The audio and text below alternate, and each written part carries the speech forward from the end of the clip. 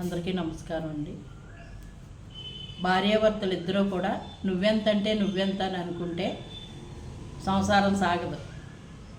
రెండు కలిసి కూర్చుని మాట్లాడుకుని పరిష్కారం చేసుకుంటామంటే ప్రాబ్లమే రాదు. నువ్వు ఇలా అంటే నేను ఇలా అంటే నీ వాళ్ళు ఇలా అంటే నా వాళ్ళు ఇలా అంటే దెప్పుకోటాలో అనుకోటాలో భార్యాభర్తల మధ్యలో ఉండకూడదండి. ఎప్పుడూ కూడా సామరస్యంగా మాట్లాడుకుంటానికే చూడాలి. కొంతమంది ఉన్నారు ఉట్టుపున్నాన్ని ఎంత ఎత్తున కేకలేసేసుకుని కాసేపటికి మళ్ళీ చల్లబడిపోతారు. కానీ దీనివల్ల మన ఇంటి గుట్టు మన ఇంటి పరువు బయటికి వెళ్ళిపోతుందన్న ఆలోచన లేకుండా చేసుకుంటారు. అది నెమ్మదిగా మాట్లాడుకుంటే ఈ మాట బయటికి వెళ్దాం, మళ్ళీ కాసేపు నాకు మాట్లాడుకోవాలి. మనం బంధాలు విడదీసుకునే పరిస్థితి కాదు కదండి, కలుపుకునే పరిస్థితి. అందుకోసం గొడవ పెరగకుండా ఉండాలంటే భార్యాభర్తల మధ్యలో అయినా సరే అలా కాదు ఇలాగా ఇలా కాదు అలాగని మాట్లాడుకుంటే వేరుగా ఉంటుంది.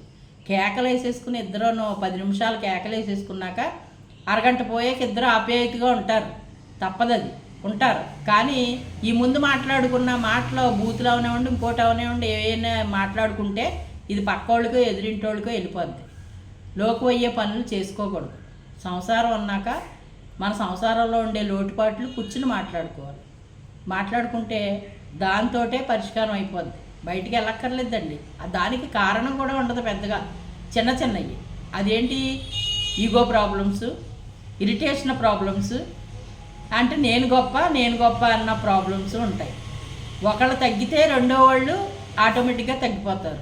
ఒకళ్ళు తగ్గకపోతే రెండో వాళ్ళు మళ్ళీ వీళ్ళు కూడా నేనంటే నేనే అనుకుంటూ ఉంటారు. అందు గురించి తగ్గటంలో తప్పు లేదండి. దంపతులు ఇద్దరూ ఎప్పుడు కూడా పార్వతీ పరమేశ్వరులా ఉండాలి అంటే తగ్గి ఉండటం తప్పు లేదు. ఇదివరకు అలాగే ఉండేవారండి ప్రేమగాను. ఇంత అన్నం ఉందనుకోండి ఇద్దరు కూర్చుని పెట్టుకుని తినేవారు. అలాగే ముందు ఒకళ్ళు వెనకాల ఒకళ్ళు కూడా అప్పట్లో తినేవారు కాదు, అందరు కలిసి కూర్చుని తింటాం అలవాటు. ఇప్పుడు ఏముందండి, వెనకాల ఒకళ్ళు ముందు ఒకళ్ళు తింటున్నారు. కూర్చుని మాట్లాడుకునే టైములు కూడా ఉండట్లేదు. పిల్లలు స్కూల్కి వెళ్ళిపోతారు, వీళ్ళేమో చెరో పక్కకి వెళ్ళిపోతారు. ఇంకా కూర్చుని మాట్లాడుకుని పరిష్కారం చేసుకునే దిశగా ఆలోచన ఎక్కడ వస్తుంది? బిజీ లైఫ్లో అయిపోయి ప్రాబ్లమ్స్ పెద్దవి అవుతున్నాయి. పెద్దవి అవ్వకుండా ఉండాలంటే మాట్లాడుకోవటమే దానికి మార్గం. ఏమంటారు చెప్పండి?